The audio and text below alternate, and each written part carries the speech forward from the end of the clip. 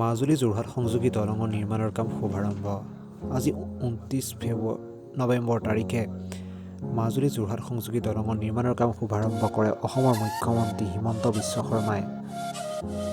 পুৰোহিতৰ মন্ত্ৰোচ্চাৰণৰ মাজেৰে এনেদৰেই আধ্যাত্মিক পৰিৱেশৰ মাজত যোৰহাট মাজুলী সংযোগী দলঙৰ নিৰ্মাণৰ কামৰ শুভাৰম্ভ কৰে। ৰদ শিল বালি দি যিটো প্ৰথম খুঁটা, সেই খুঁটাৰ নিৰ্মাণৰ কাম শুভাৰম্ভ কৰে অসমৰ মুখ্যমন্ত্ৰী হিমন্ত বিশ্ব শৰ্মাই। চাওঁ আহক বাকীসমূহ দৃশ্য।